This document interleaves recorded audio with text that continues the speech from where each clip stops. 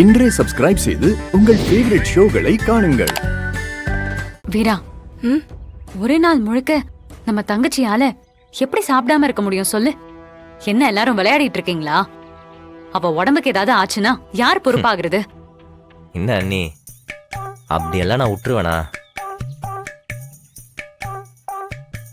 நம்ம பிருந்தா குடிச்ச தீர்த்தத்துல தண்ணிக்கு பதிலா பசி எடுக்காம இருக்கிறதுக்கான சப்ளிமெண்ட்டை கலந்து கொடுத்துருக்கேன். அதை குடிச்சா ஒரு நாள் முழுக்க தாராளமா சாப்பிடாம இருக்கலாம். நல்லா பசி தாங்கும். அப்போ விச்சிக்கு நல்லா பசி எடுக்கிற மருந்து கொடுத்துருக்கேன். அவளுக்கு வர்ற பசிக்கு எதிர்த்தாப்புல வர்ற ஆளுங்களை பிடிச்சி சாப்பிடுவா. எதுக்கு நீங்க யாரும் அவன் முன்னாடி போகாம இருங்க.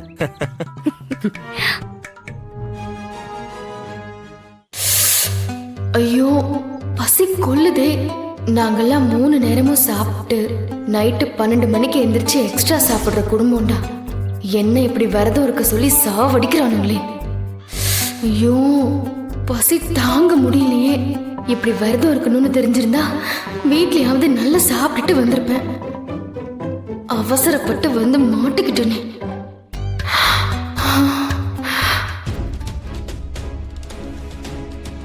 சரி, யாரும் பார்க்கல, பசியில ஒண்ணும் முடியல. 2 பழத்தை எடுத்து சாப்பிடலாம்.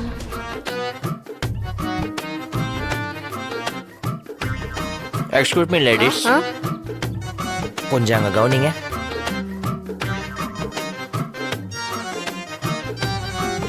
நீங்களே அவன் நேர்மையை பார்த்துக்குங்க. யாருக்கு சப்போர்ட் பண்றது நீங்களே முடிவு பண்ணிங்கப்பா.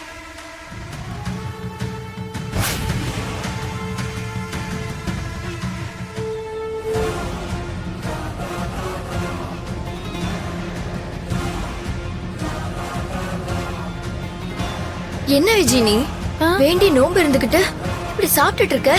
ஐயோ அக்கா, நோம்பு இருக்கலாம்க்கா. அதுக்காக நான் பசி மயக்கத்துல விழுந்து செத்து போயிட்டா அப்புறம் பாவம், அவருக்குன்னு யார் இருக்கா? அடேங்கப்பா, ஒரு 2 வேளை சாப்பிடலன்னா உயிர் போயிருமா என்ன? புருஷனுக்காக ஒரு நேரம் சாப்பிடாம விரதம் இருக்க முடியல. இவங்கெல்லாம் ஒரு நல்ல பொண்டாட்டின்னு நீங்களே சொல்லுங்க.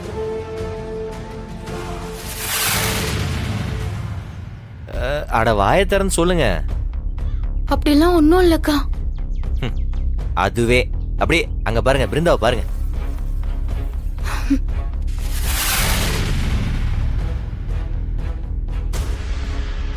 இத வச்சு நீங்களே புரிஞ்சுக்கலாம் யாரு நல்ல பொண்டாட்டின்னு.